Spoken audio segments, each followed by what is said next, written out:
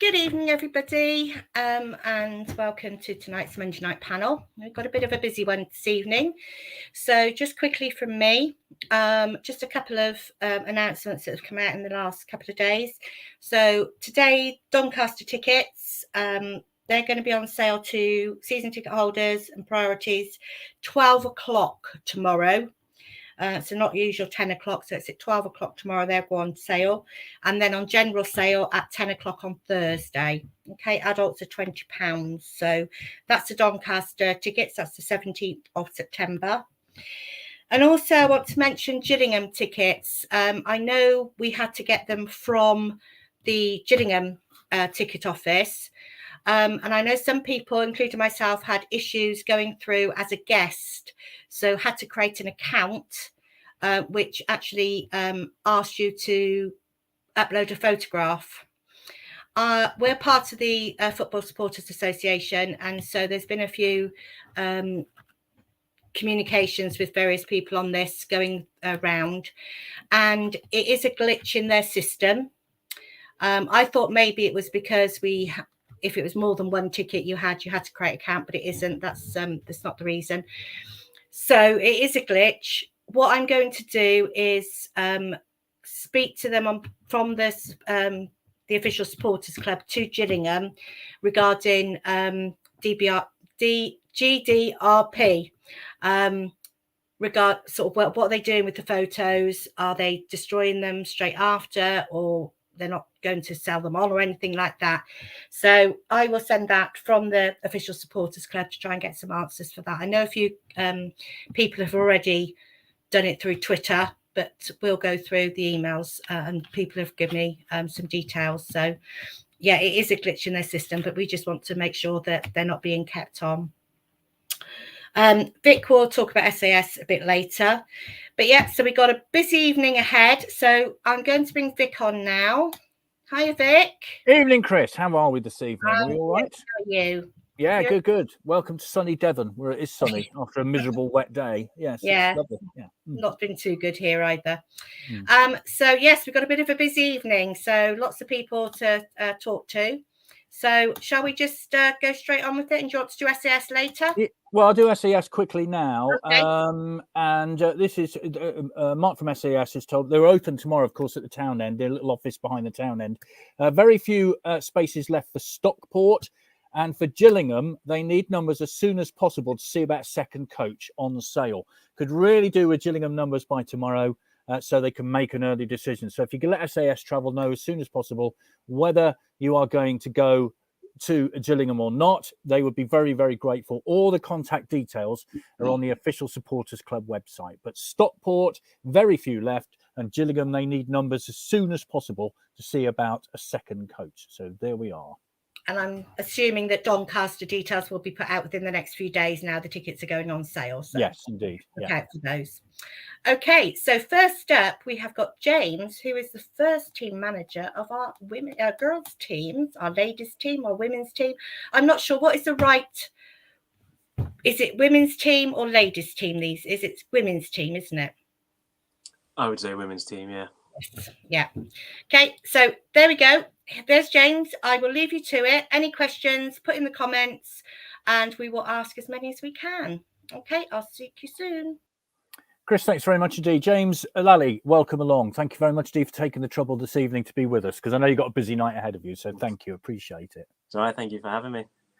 First of all, we should start off with the news that Ellen White has decided to retire from football. 132 international caps, 52 goals, one behind Wayne Rooney, of course, as an all-time England goalscorer, and 10 domestic trophies. After a summer of success for the England women's team, she's been a real role model for a lot of people, hasn't she?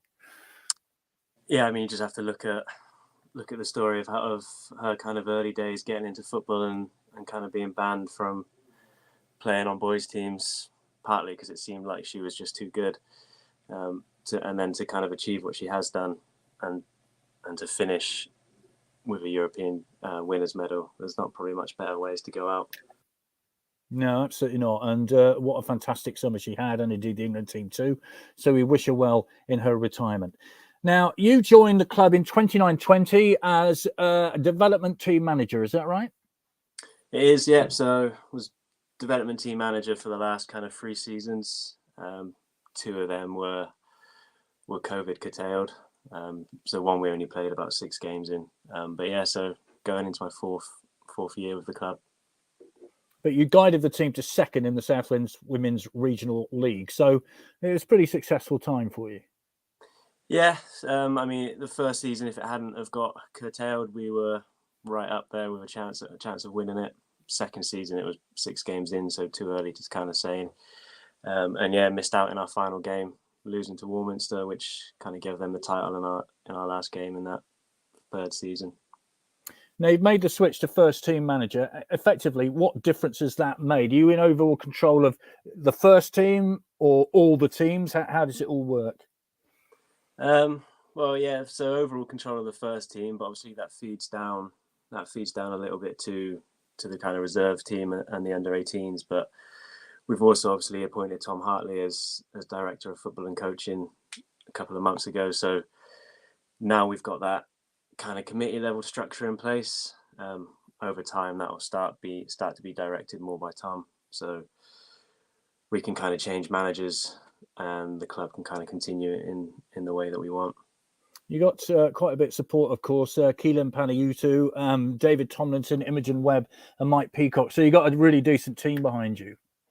Yeah, and so Mike's not on the ground as much anymore, so he kind of oversees stuff from a distance. But we've got Hallam, who's our strength and conditioning coach that we've added in this season, and Steve Watts, who's our kit manager. So yeah, there's a good team there.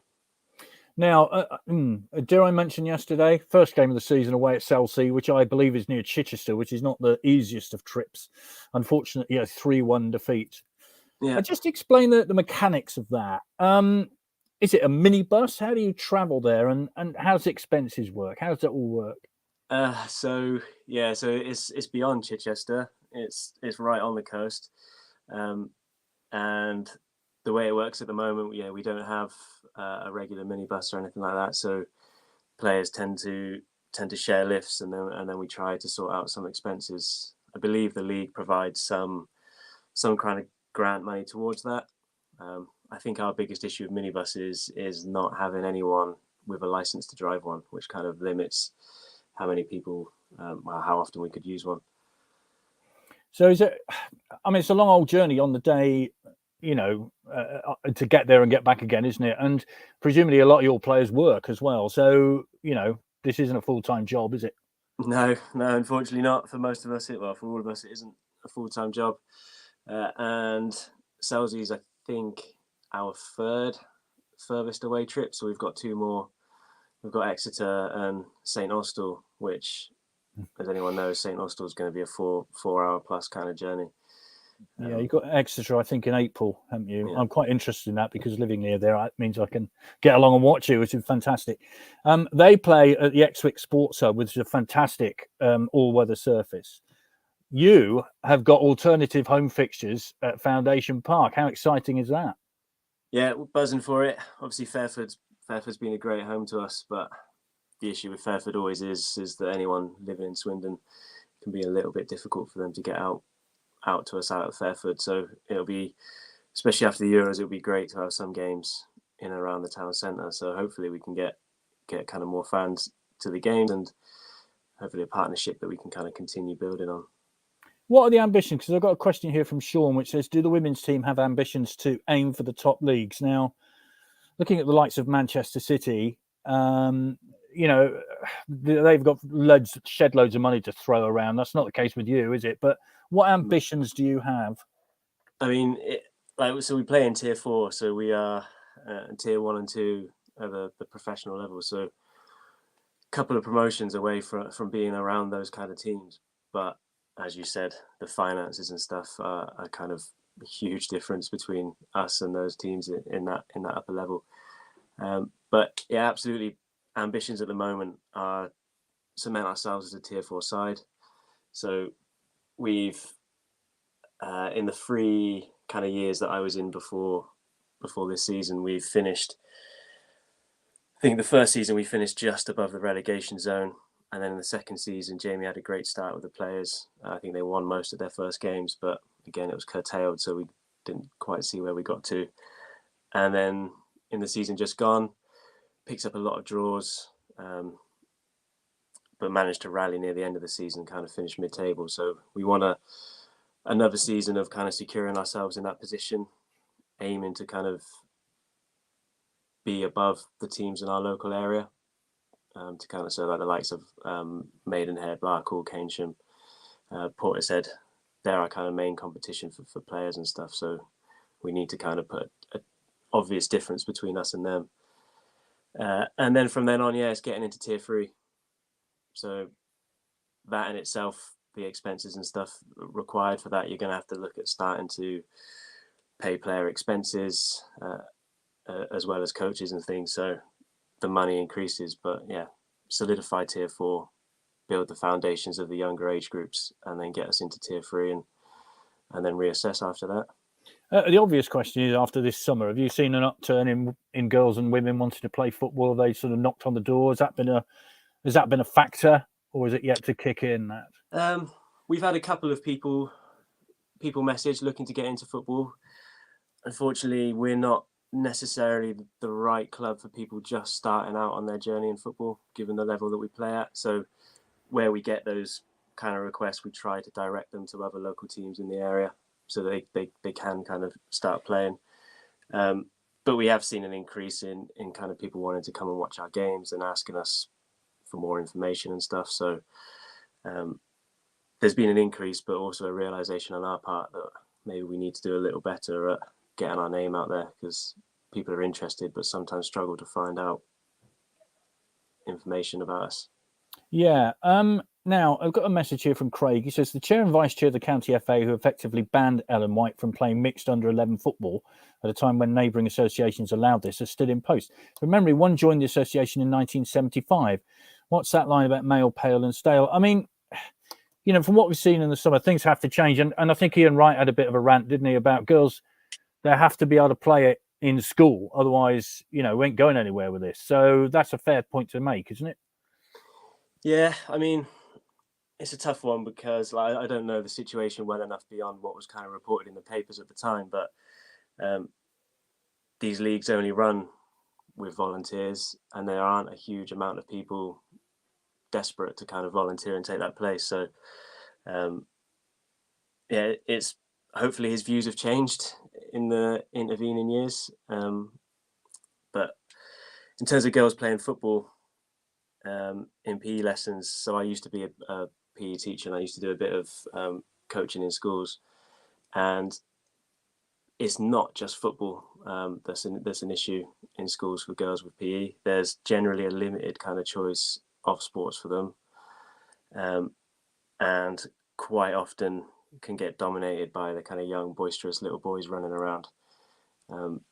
But PE also as a subject is generally one of the first ones to go at primary schools whenever they need extra time for English or lit or math. So I think football's part of it, but it's just a whole kind of general rethink we need of PE in this country, because football sport is one aspect of it, but it's only a small aspect of PE. And the more we kind of get people enjoying moving and being physically active, the knock on that will have for football and other sports as well.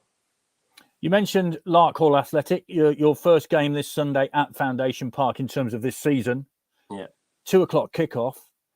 As much support necessary as you'd like is necessary. Of course, you want to get people along. What are the mechanics of this? Do you just turn up? What happens? Yeah, so you can just turn up. There's ticket prices on some of our posts. I can't remember off the top of my head now what they are.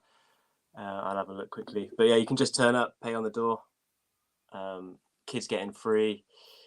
I think other than that, it's about £3 entry, possibly £5. I'll have to double check.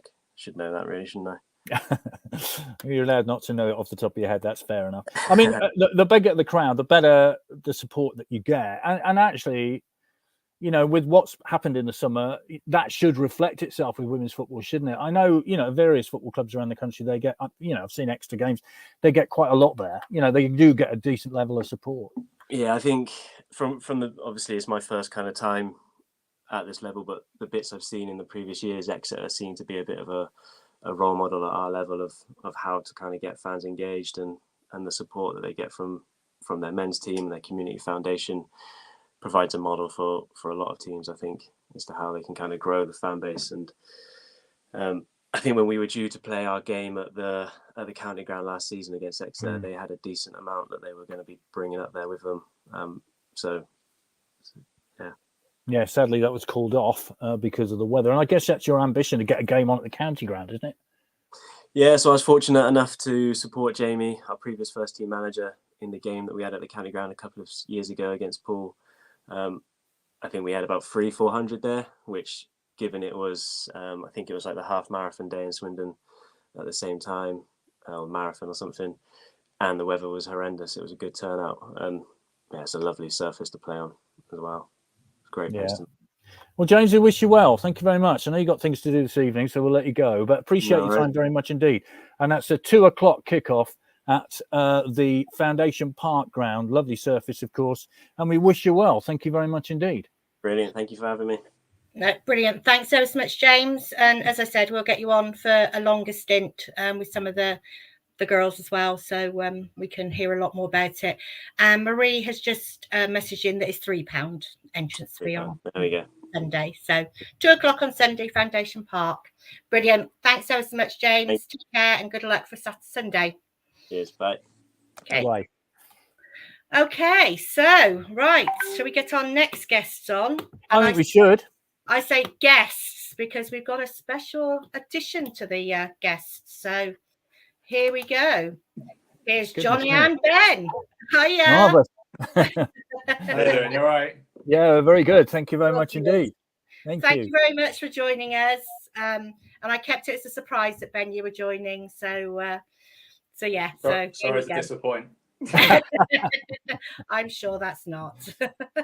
Okay, so any questions for Johnny and Ben, please leave them and we will get through as many as we can. Okay, I'll see you.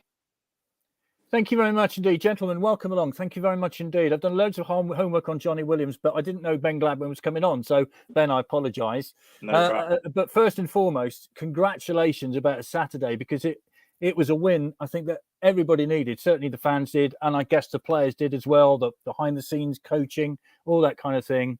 A really big boost for you. Yeah, no, it was a very much needed win.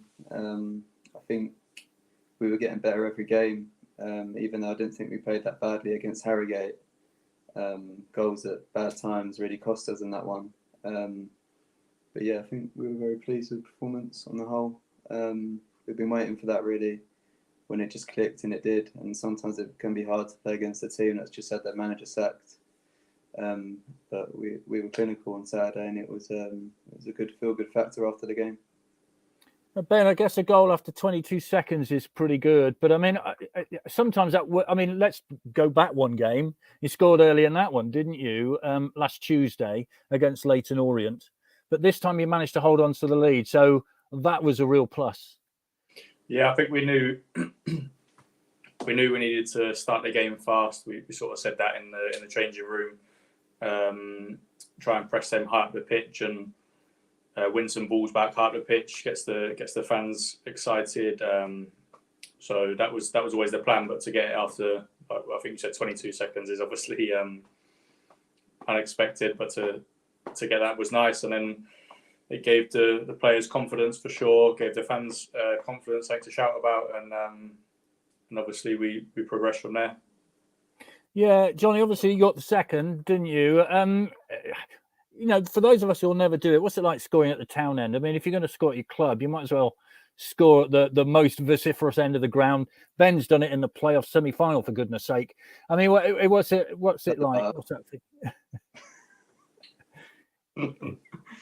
Oh no, it is. No, it's amazing. It's a great feeling.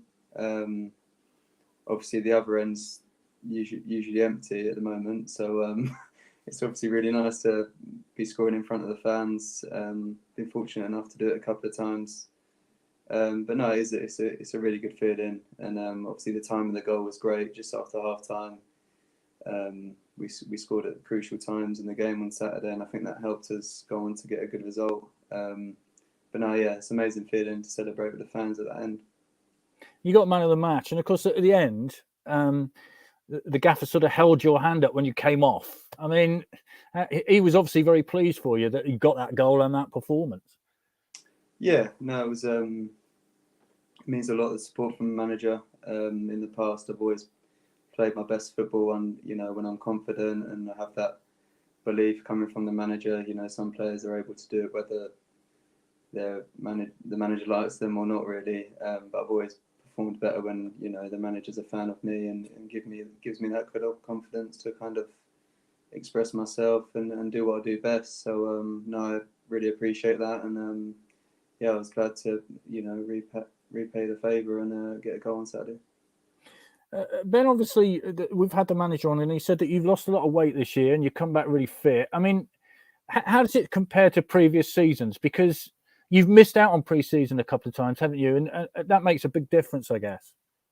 Too many times, yeah. Too many times. Yeah, no, for sure. So obviously last season I was sat on my sofa all summer.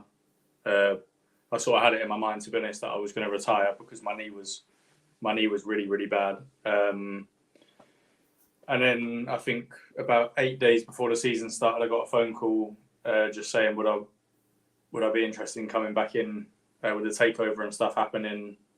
They were quite confident that they could get me to a place where my knee would be okay to play football. And credit to the medical staff and everybody in the building, they were able to do that. But I think I was also still probably just trying to manage my knee and make sure that I wasn't doing too much. Always quite mindful that it could break down at any moment. But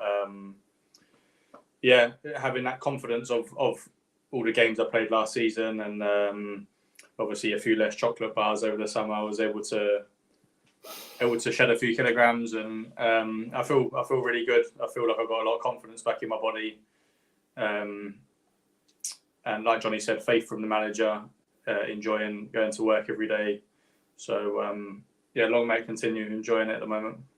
Yeah, I got a couple of things on that very subject here. Kevin says Ben was class on Saturday. Is his form down to fitness or confidence? Well, I think you've just bet pretty much both of those two.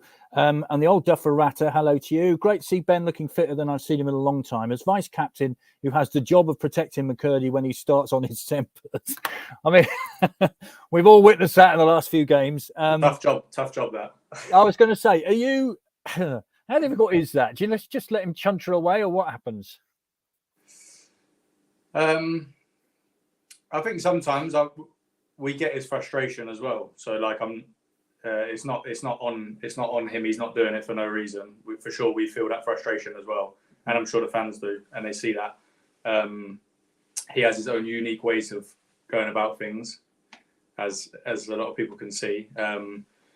And yeah, there's always a line, isn't there? So I'm quite happy for him to have a moan up and this and that, but when it crosses the line, you obviously need to, for his own sake and the team's sake, you have to just let him know. So but it's a tough job.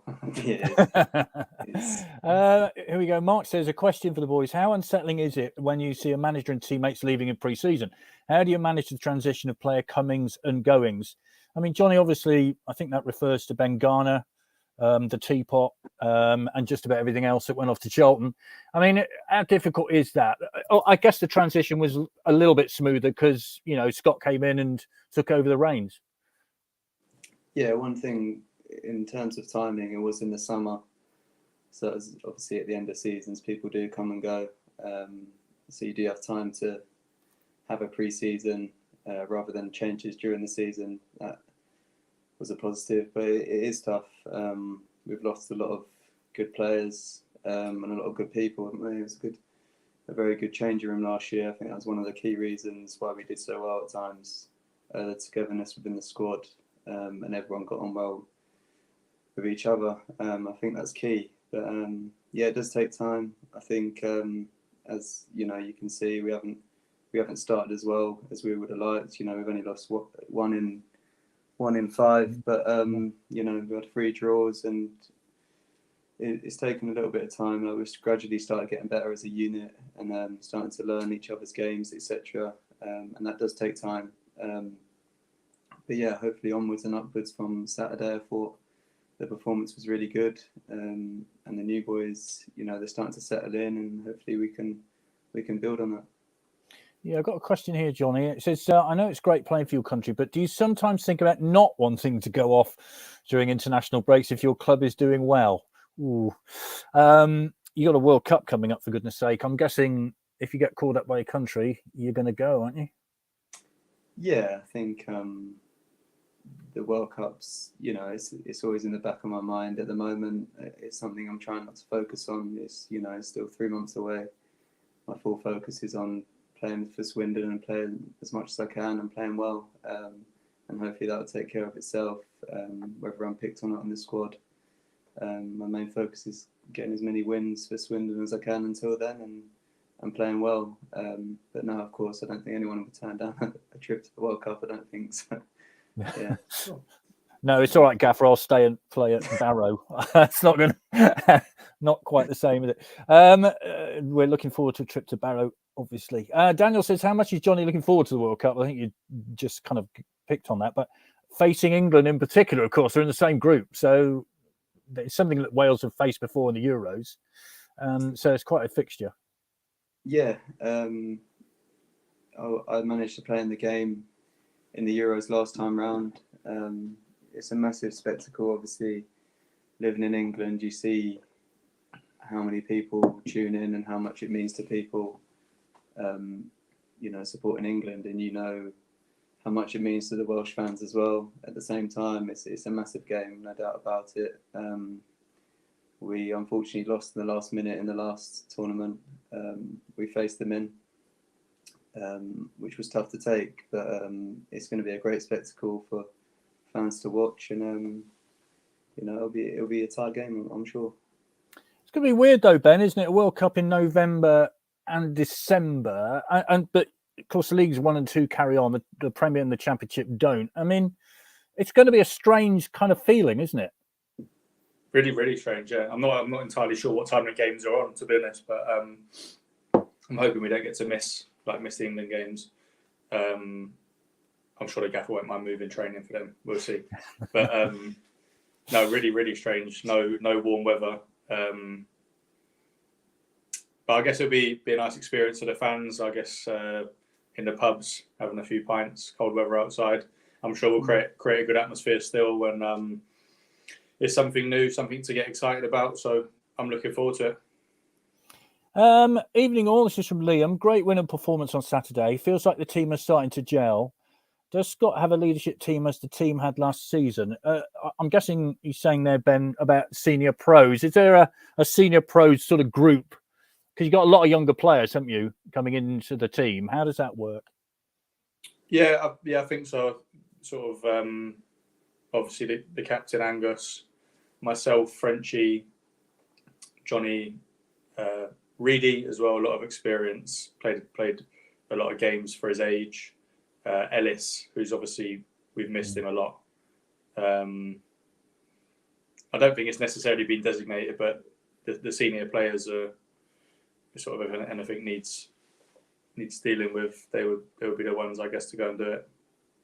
And Johnny, is Scott pretty open to, if you have things to say to him, does he listen to what you have to say? I mean, he's ultimately got to make the decisions, but presumably he does listen. Yeah, he does. And I think he values what we bring.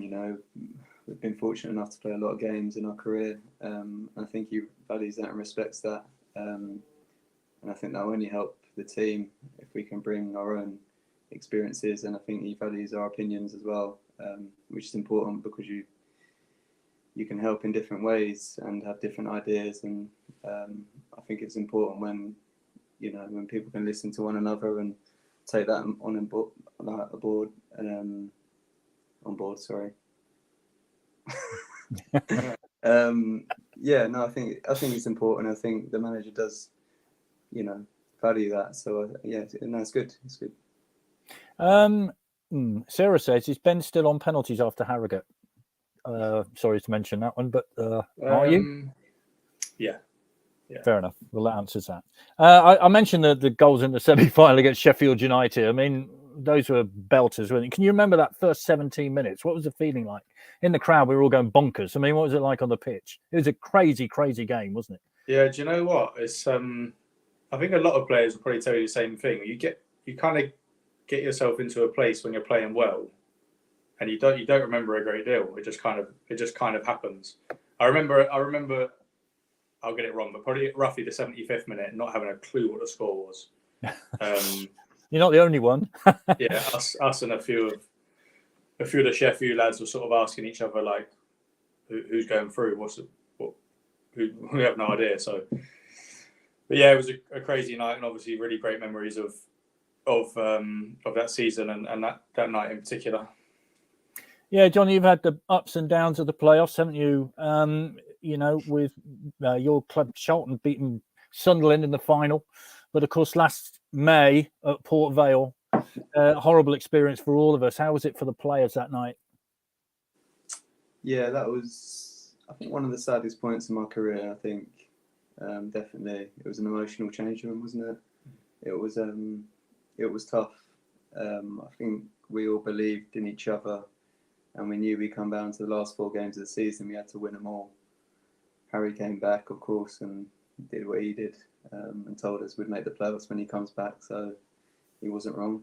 But yeah, we managed to win the last 4, and we truly believed we would beat Port Vale over 2 legs. And I think had we not conceded so late in the first leg at home and taken a 2-goal cushion, I think we would have hung on and maybe built on that cushion, to be honest. But even still, we had a penalty kick in our favour to send us to Wembley. At the end of the day, your whole season comes down to that one moment, which is tough, but it's football. And we they were all over us in the first 5-10 minutes in that game. Unfortunately, we conceded. I think if we ride out the first 20, maybe, as we showed in the second half and in extra time, I thought we became, favourites to go and score the next goal. And we did have some moments where I thought we might score. But it wasn't to be. And what happened afterwards was quite sad as well, with the fans and players. It wasn't a nice experience. And, we have to build on that and use that this year to kind of, show some progression and hopefully go again. Well, Ben, this is a question, a comment has come in. Can see some signs that this team will be challenging again this season. The manager's made it plain that promotion is his aim. What about the feeling in the squad? Now you got that first win off your back.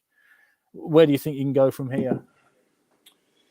Yeah, I think with such a big turnover of players, it was always going to be hard to start really quickly. I think so many young lads as well coming in, making their first appearances in the Football League is going to be tough. But for sure, there's good footballers, really, really good footballers. So there's no reason that we can't go on to try and achieve something special again. That will definitely be the aim, is to finish as high in the league as possible, and have some good performances along the way. Continually build, I guess, on the performances and gain results off the back of that. So we just have to, at the moment, take it game by game, and next Saturday we build on what we've done this weekend just gone, and we'll see where that takes us the later on in the season we get, I think. Well, I think you made every fan on Saturday drive home quite happy, so that's fair enough. Let's have a look. More comments coming in. Jamie says, my son wants to know what advice you'd give young players. Johnny, I mean, you both know Louis Thompson, of course, who suffered an injury. You've both suffered injuries in your career. I mean, there are good, there are bad. I mean, what advice would you give to a young footballer? I know it's a bit cliche, but you do have to try and enjoy it as much as you can. It does go quick, and you never know what's quite around the corner. You only have to see how many people actually make it into being a footballer.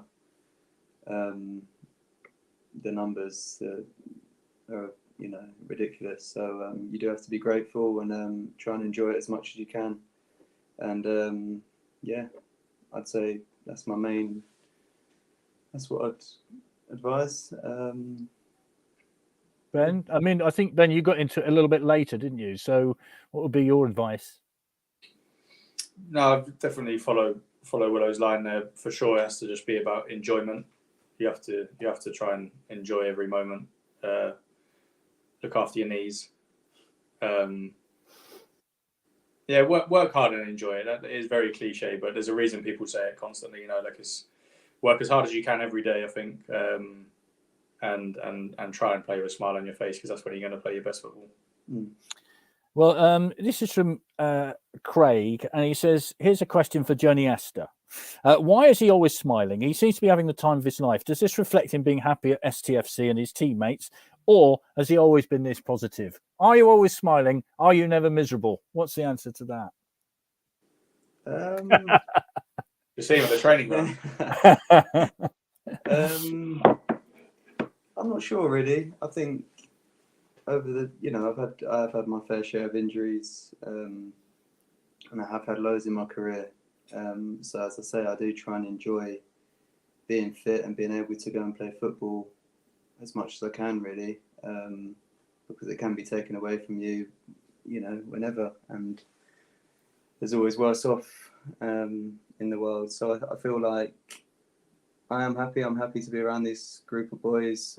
Got some great friends at Swindon, and yeah, I think life's too short to waste being. It's easy to get dragged down about results sometimes and get caught up in things, and of course you're going to get upset if you lose games or you lose in the playoff semi-final and stuff. But it's done. You can't affect that's happened, and you have to just move on to the next thing and do what you do to affect that in a positive way. And I think I just think life's too short. To try and enjoy every day, because you never know what can happen, really. And Richard says, can you ask Johnny about why not the full 90 minutes on the pitch? Is there a problem with playing 90 minutes? Is it a thing or not? Can you just want to knock that one on the head, or what? What do you want to say? I don't make substitutions. Of course I want to play 90 minutes every week. I understand in the past I may have had a few injuries, but to be honest, most of them have been through bad luck or contact injuries, not through a fitness point or a fatigue thing where I've pulled up in the second half of games injured. So, of course, I want to be on the pitch as much as possible, and I have to find ways of managing that better myself and managing my way through games and making sure I'm effective for the full 90 minutes. But yeah, of course, every footballer doesn't want to get subbed. And wants to play as much as they can. So, yeah, I don't really know. Fair enough. No. You want to play 90 minutes. It's that simple, really. Yeah. I'm going to let you both go in a minute, because I know you've got other things to do. But enjoyed watching Johnny on Netflix. That was the Sunderland Till I Die documentary. Are you going to do a Swindon Till I Die, Ben? Would you fancy that? A documentary like that? Fly on the wall thing? 2 cameras flying around at the moment, so it might be pending. I don't know. Yeah. I'll tell you what, with our group last year, that would have been a good watch, to be honest. Would have been a really good watch. But who knows what the future holds, huh? Okay, fair enough. A couple of quick questions then, and I'll let you both go.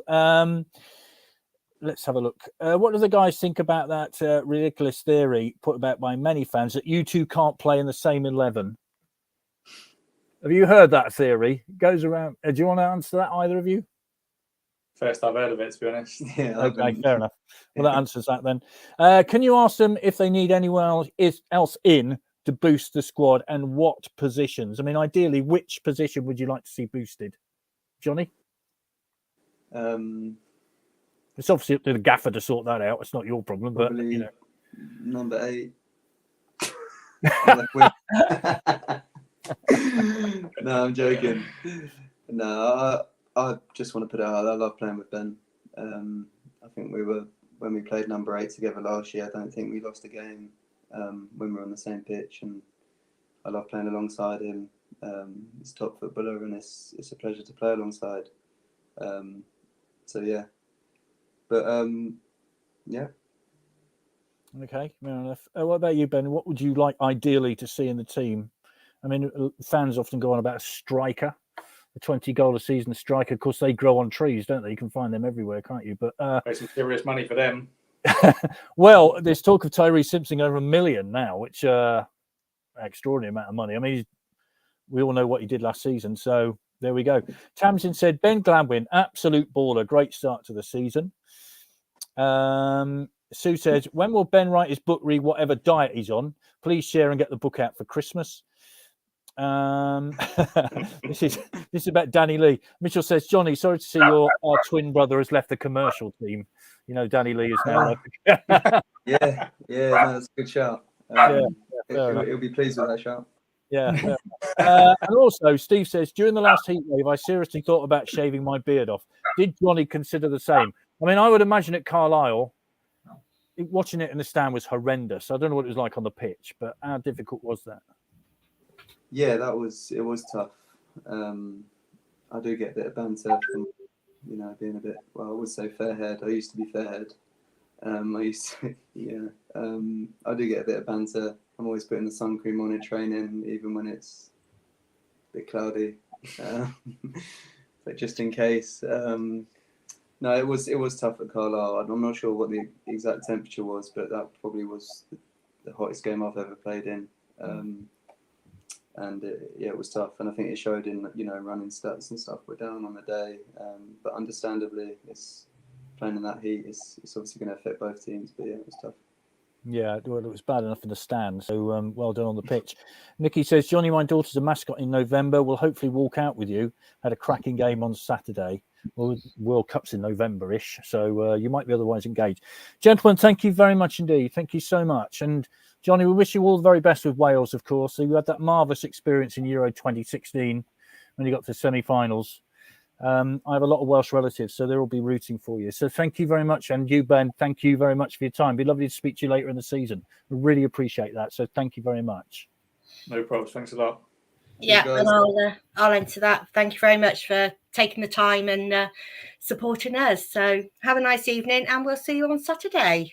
We will. Thank you. See you later. Bye-bye. Right then, back to the panel. Thank you very much, everybody, for hanging about and waiting. But we'll bring you on now. So we've got Andrew, we've got Anna, we've got Mark, and we have our deputy, Alan. Hi. So well done, and we will. I will be back. Even you won't be. You're staying here. I will be back shortly. Yeah, we know what you mean, Chris. Thank you very much indeed. Thank you very much, Steve, for hanging around. But it's such a joy to have footballers on again.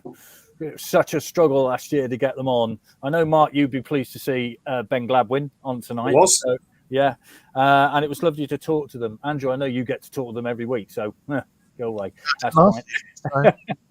Anna, a very good evening to you. Alan, a very good evening to you. Your debut. So tell us a little bit about yourself. Hiya. How long have you been watching the Mighty Reds, and what's your background? My dad took me about 1975 on the old Strivenham Road stand. I remember players like Jim Barron, Hazelwood, Prophet, Dave Sirrett, Kenny Stroud might have been playing then, but yeah, I've really followed him since then, through thick and thin. So I go as much as I can. I'm not a season ticket holder, but I go as much as I can, basically. Well, I've often said that era is one of my favourite teams of all time, and it's just a fantastic team to watch with the likes of Moss, Anderson, and Easto. Just brilliant stuff up front, and Dave Sirett, of course, the late great Dave Sirett. Let's go around the panel and find out their opinions on Saturday. Andrew, you were commentating. You barely sat in your seat when the opening goal was scored. And have you found out whether that's the quickest or second quickest Town goal yet? I think we're pretty confident Ernie Hunt scored one quicker, I think, but I'm not 100%. Yeah, I think by the time I said which way the teams are playing, describe what kits they were on, and then gone, ooh, Rochdale. It was like, ooh, Rochdale have got a sash on. Foster's given it away, and Swindon are 1-0 up. So that's kind of how it went. But I think I sort of asked beforehand, what did I want to see? I think I wanted to see us A, win, B, deserve to win, and C, just look like the sort of some of the patterns and the ideas were coming together. And I think in the end you pretty much got that. So a big relief all round, just a definite step forward. Yeah, you could see at the end, and for Scott Lindsay, it was a big relief, wasn't it? I mean, he finally got that monkey off his back, and the boys were just saying, they've only lost 1 out of 5, which is 20%. So 4 unbeaten at home after 3 matches, which is much better than this time last season. Yeah, I mean, it was really important for everyone, wasn't it? Obviously, as you said, you can see that it was important for Lindsay.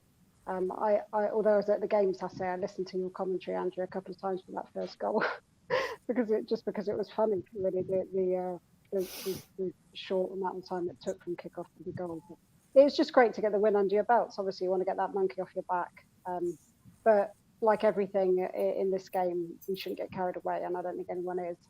Rochdale were a poor side.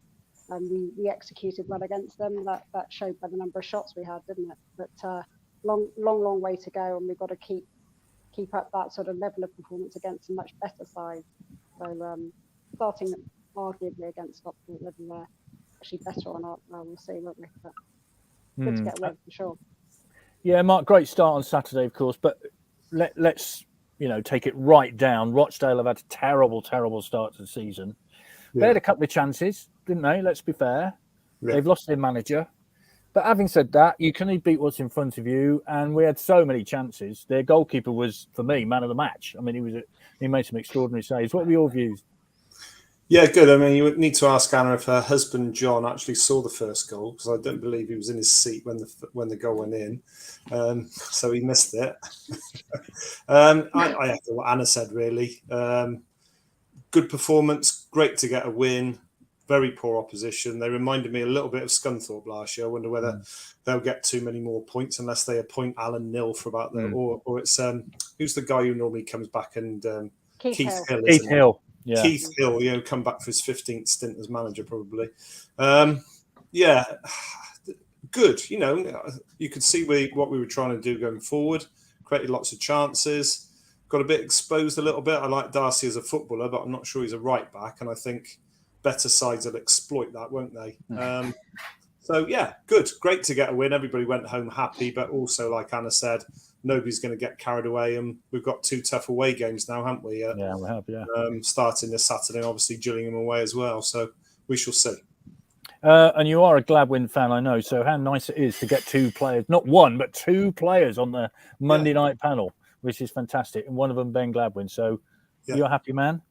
It's good to get an insight into the life of a player, isn't it? And, you're hearing Ben talk about his knee, which probably not everybody realised. And I've said before that fans are much too quick to criticise. These are lads. Imagine what that dressing room was like after the Port Vale away game.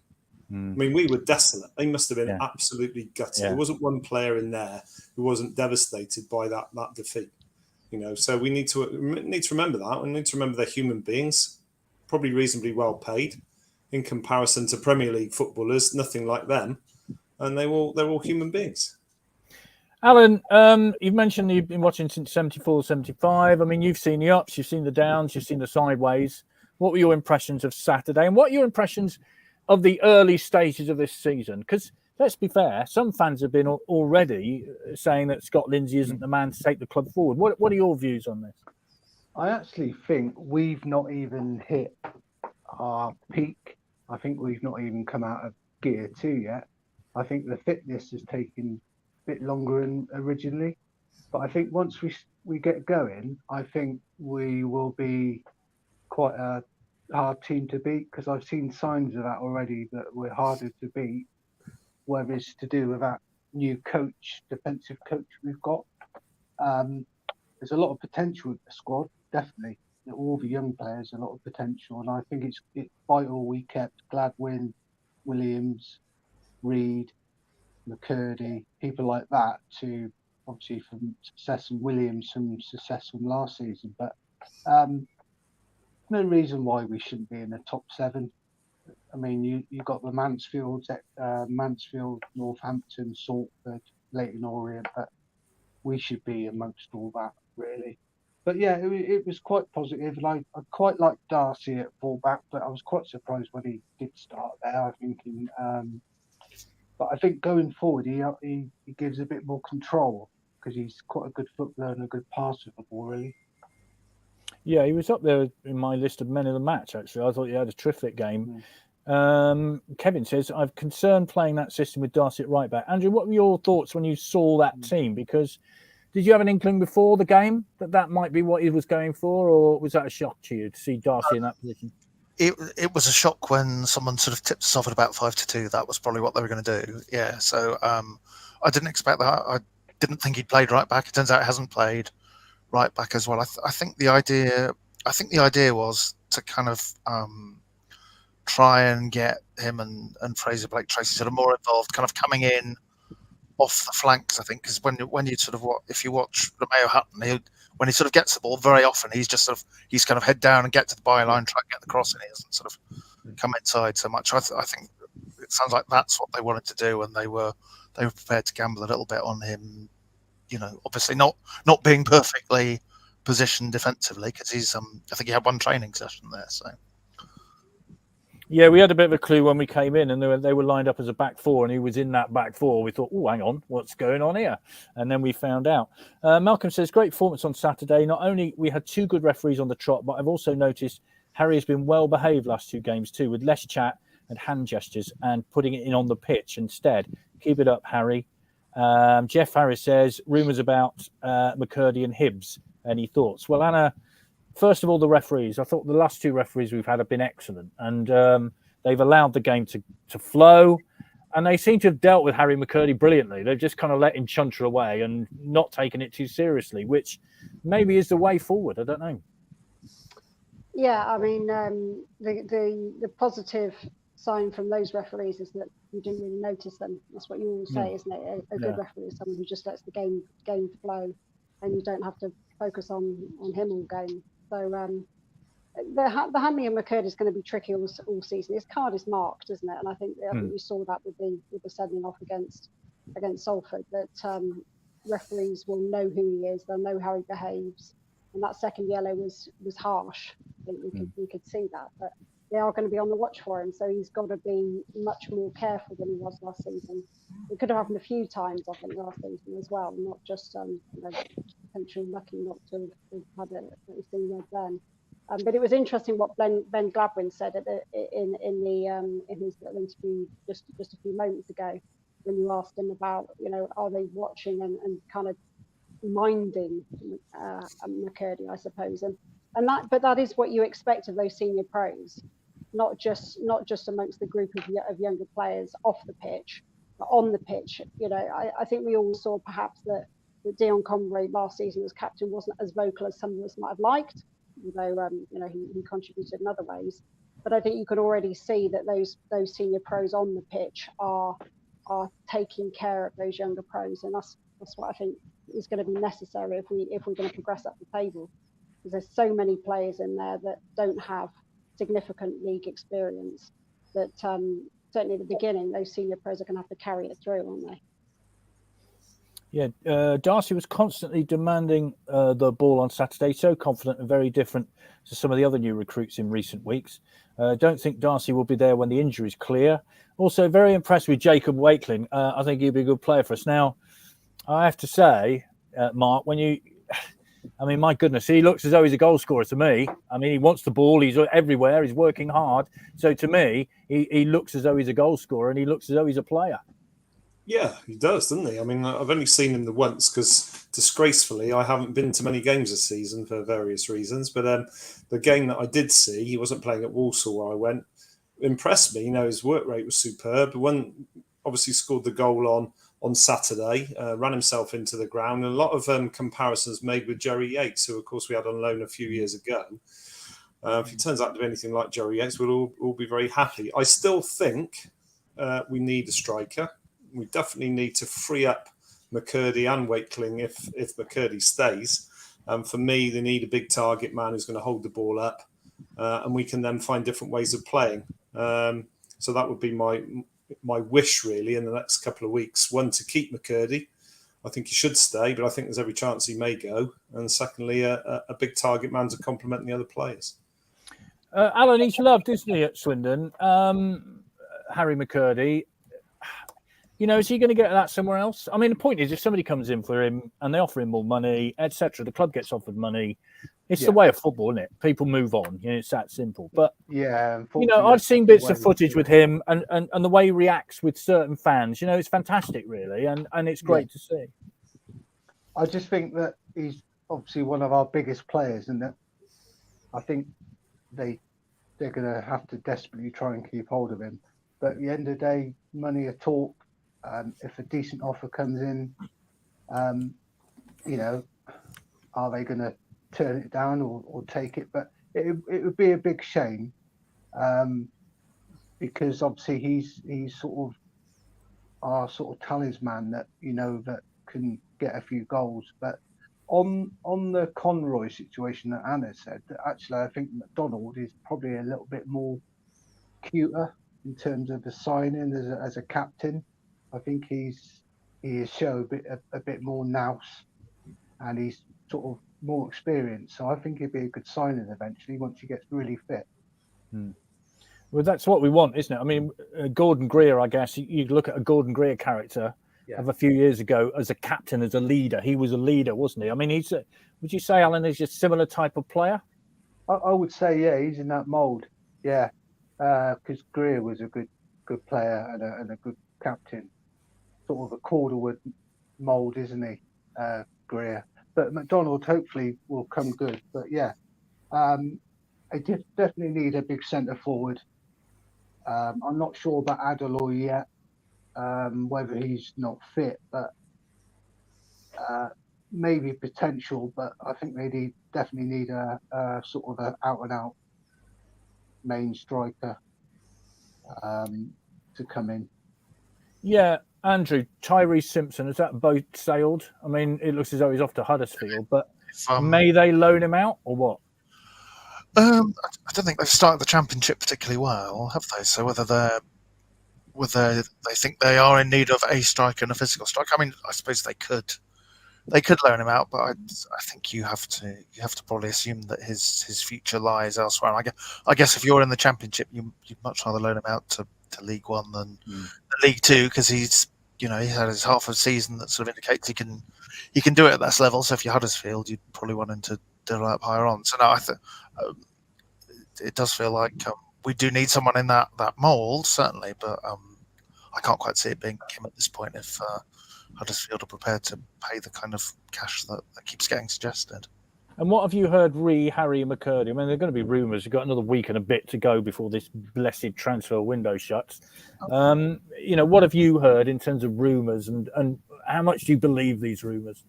The Harry McCurdy inspires plenty of rumours, some of which may or may not be true. I mean, in terms of him being sold, I think it's kind of complicated.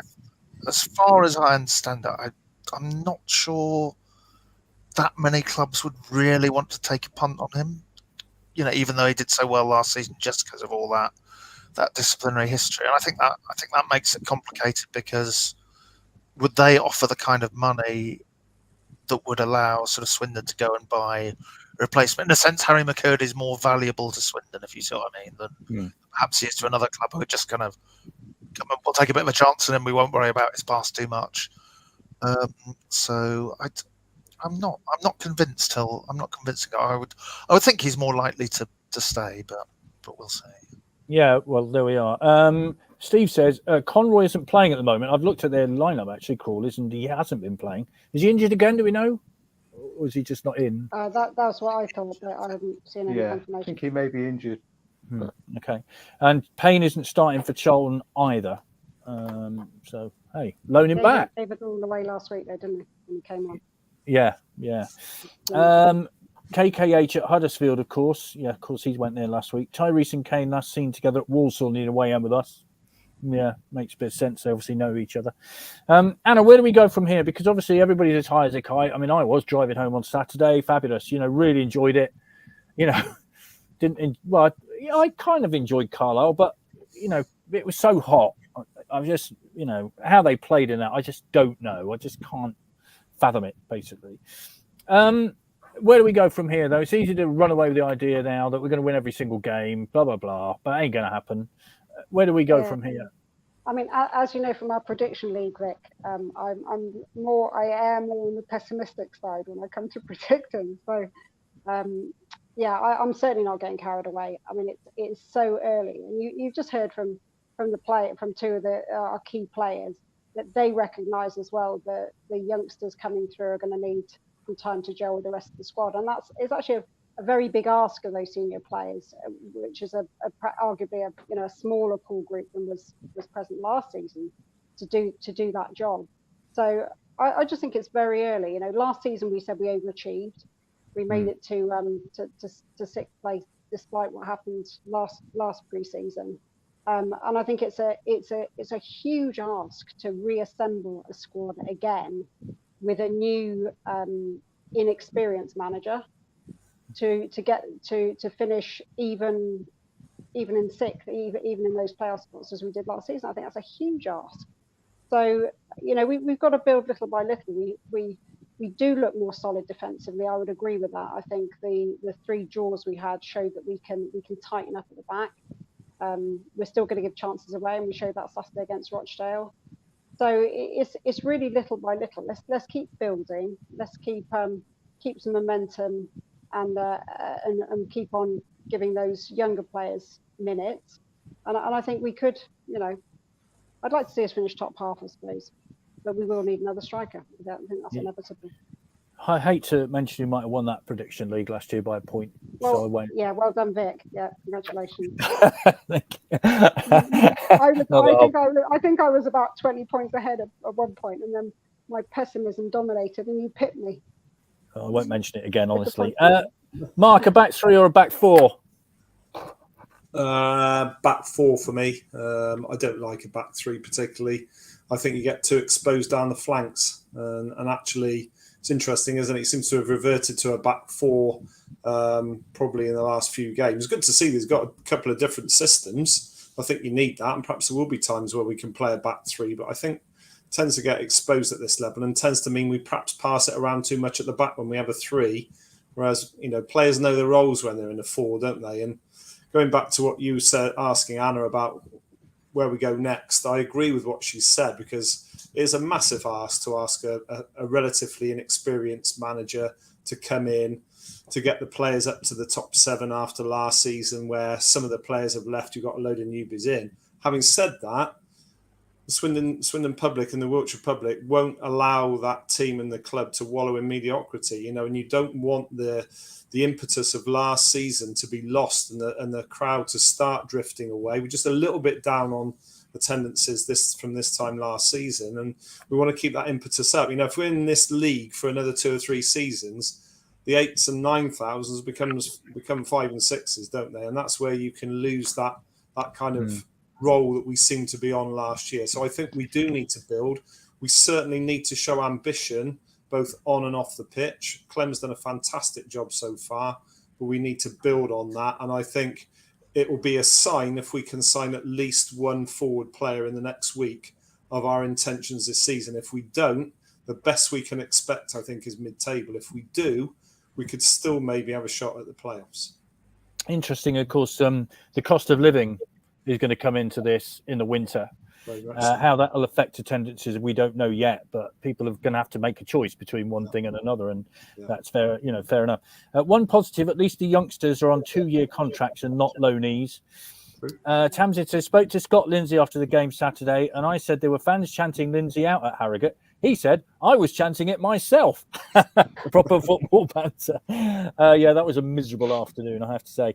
Where do we go, Alan, from this? You know, it's easy to say, yeah, we're going to win the league after beating Rochdale 3-0 on Saturday. Of course, that's nonsense. But where do we go from here? I think the next 10 games is going to be crucial, just to see where we are. I mean, 10, 15 games, you look at the table and then you think, well, you know, where are we going to be? As I say, with Mark saying about top 10, it's, yeah, mid-table, but Swindon fans want so much that it doesn't matter what season you're in. They just want, especially in League Two, where we should really be in League Two, but unfortunately we are. But yeah, I just think the next 10, 15 games, we just need to keep picking up points and make County Ground the fortress. You know, if we can stop, not lose as many like we did last season, then we've got a good chance. And just see what our away record's going to be like. It probably won't be as good as last season, but yeah, I mean, you've got to be optimistic. As I say, I've said there's a lot of potential. I think we're going to get better as the season goes on. So yeah, just got to keep faith, I suppose. It's interesting, isn't it, Andrew? If this had been the start to last season, most people would kind of accepted it. But the 2 seasons have been kind of flip-flopped in a way, haven't they? Whereby, are we having the season this year that we should have had last year? Do you see the point I'm making? I do, yeah. I think, you know, at the start of the season, it was like goodwill for the fact we literally had 11 bodies out there who could run about and be a team at Scunthorpe. Whereas, yeah, this year there is the sort of playoff hangover and that level of expectations. Which to be fair, I think Scott and Sandro, I nearly forgot his name. It's going to go down well. But both been sort of quite bullish when they've spoken about, you know, trying to have another shot of promotion. So it's kind of, do you judge it as another go at the playoffs, or I must admit my instincts tend a bit more towards what Anna has said. It does feel so far like it's a bit more of a kind of restructuring season, which is kind of hard to take. But yeah, I totally get your point, Vic, about the 2 seasons are upside down. The rest of the chart. Like the Football League is, yes. Steve says, interesting that Frenchie isn't playing and Clayton getting the nod. Worried that Wardy won't get many opportunities at the moment. I assume he'll play next Tuesday in the What's It Cup. It's by no means data-driven, but Shane's on fire at Dorking. 2 more goals on Saturday. Might be affordable. And we're a big club lurking in League 2. Shouldn't be, but can thank one person for that. Well, I think we all know to whom you refer. And I don't know. I mean, I'm heartily fed up with this league, and I am. I'm fed up with it. I've seen too much of it in the 80s. I don't like it. It's horrible. I want to get out of it. Are we being unrealistic? It's not so much unrealistic. I think there's a lot of League 2 snobbery about, to be perfectly honest. You know, I certainly don't hanker after the days of the Premier League when I see what goes on with that sort of thing now, and the gap in terms of achievements between the top and the bottom, and even the top of the Championship and the bottom of the Championship, huge disparity. So, and I think it's changed massively since we were up at that level. So I get what people are saying about League 2, but for me, you know, and I'm not saying I don't want promotion, so don't get me wrong, but you know, this is real football. This is what we support our club because and to some extent, although we might not admit it readily, we enjoy going to places like Barrow for that experience.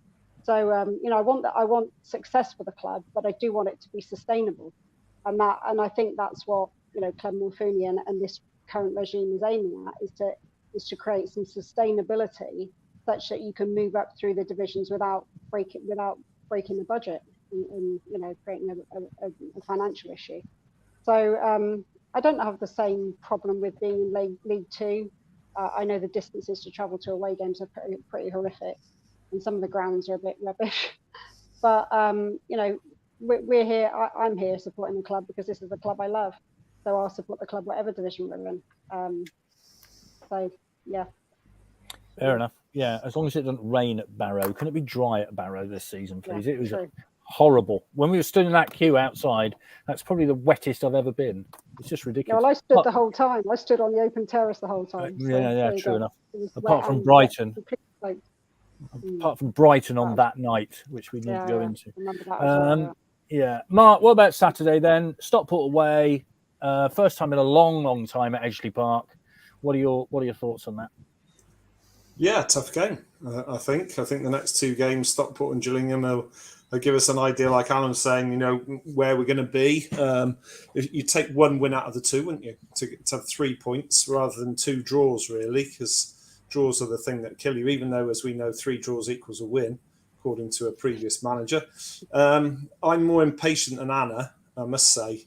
Perhaps it's because I'm that much older. I don't want to be in League 2 any more than we can be, because I think Alan alluded to the fact that we shouldn't be in League 2. We are, and of course I will be here to support them.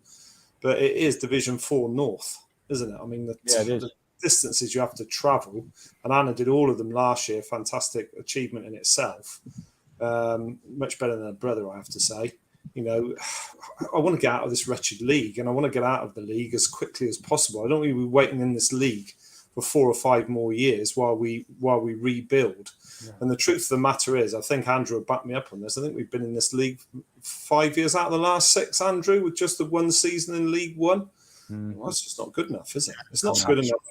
It's not good enough for a club this size, and we can and should support Championship football given the area and the potential support that the club has. It just needs to have a vision. I've said it for many, many years. In Clenmore Fooney, we may have it, and rebuild the ground, get people believing in it. We saw a bit of it last year. Let's build on that. Let's not have to wait around too long to climb out of this wretched league and go up through, hopefully, to the Championship. Yeah, I want more southern clubs to travel to, please, says Kevin. Remember, we won penalty kick about having away from having the chance to go to Bristol Rovers, Forest Green, Plymouth, Exeter, Cheltenham. Well, it just goes on and on and on, doesn't it? Not worried about this league, just like more local derbies. Would love to go up. Reading and Bristol City to go down. What a season that would be. I love going to those proper little grounds, but only problem, they can't hold the high number of fans wish to go. League 2 is shocking. I always believe our rightful place is a good League 1 team. Daz St George. Hello to you, Daz. Nice to meet you the other day. Ernie Hunt, 45 seconds versus Peterborough United, Friday, the 12th of April, 1963. So there we are. Anyway, Alan, where do we go Saturday? Are we going to get 3 points, or how do you see it? I don't think they started particularly well, Stockport. So I like to think we go there and get 3 points. I think a point will be a decent result. And then you've got Gillingham, a bit of our bogey side, bit of a history with them. So that's a horrible place to go, I think. So again, another point there. But when you say about us as a team, you look at Bradford City, 18,000 average attendance already this season, compared with us. We'll be obviously the biggest teams, but I'm going to go with Mark. I think if it's not this season, it's got to be next season. Because it's got to be next season. If not this season, we've got to get out of here. Because of the revenue we've lost from the playoffs last season, all of the bigger teams would have brought all the away fans. It would have been probably 12,000 every home game this season if we'd gone up. So, to see where we finish this season, but I think, like I say, I wouldn't like to hang around too long. No. 132, I think, Andrew, on Saturday from Rochdale. Bless them. You know, they were there. It's not their problem. But one of those is definitely the coach driver there. Was it? Yeah, definitely, because he had his white shirt on and a tie. Oh, well, fair enough. So 131 then, fair enough. So, but then you look at the likes of Barrow, and you look at Harrogate, and you look at all those teams, Grimsby. As Alan says, that's a lot of revenue down the Swanee, isn't it? Yeah, it is. No, it doesn't necessarily help the home atmosphere, does it? If you've got Salford bringing like 120 fans or whatever, and I can understand Rochdale bringing so few. And I've got to say, I'm very sympathetic to travelling fans every time I go past a petrol station. Given the cost, if you add the cost of that, tickets, everything being so expensive, I think it's a great show of dedication for anyone, frankly, who goes to an away game in this division. But yeah, no, I'm kind of with Mark. You do feel like the town is growing enough in the long run to sustain Championship football. Though you look at some of the Championship wages and they're scary. And the history is kind of mainly in League One, third division, isn't it? With odd spell in what's now the Championship, and then the sort of glorious anomaly of the 90s. That glorious one season, which caused a lot of problems in the end, really. Bradford near enough give their season tickets away. Mike says, read the fastest STFC goal ever discussion. Whilst it may not have been the fastest ever, surely it has to be unique in that Wakeland was the only STFC player to touch the ball before the goal went in. Surely that must be a record. Yeah, fair point. Absolutely. The fastest. Surely Don Rogers must have dribbled from a kickoff and scored. Oh, he did hundreds of those. I always remember Charlie Henry coming on against Cambridge. He was as a sub. 2 seconds later, he headed the ball in the back of the net. I mean, to me, that's the quickest goal ever because he was only on the pitch 2 seconds, and then when the free kick was taken, ball in the back of the net. So there we are. Thank you very much indeed. I'm going to let you all go and watch the Premier League. No, not. So there we are. But thank you very much indeed for your discussion. Alan, did you enjoy your debut? Yeah, thank you very much for having me. Yeah, really good. And I hope to see you around the club future. Well, I think you may get a recall, so this is the only appearance. Mark, thank you very much indeed. Anna, thank you very much indeed. Andrew, of course, as always, thank you very much indeed. Chris, thank you very much indeed. And thank you, Vic. Oh, this is all very nice, isn't it? Thank you. So thank you, everybody, and thank you very much for your patience tonight. It's been a bit of a weird one with having two people starting as well. Yeah, to accommodate 2 footballers. Goodness me. I know.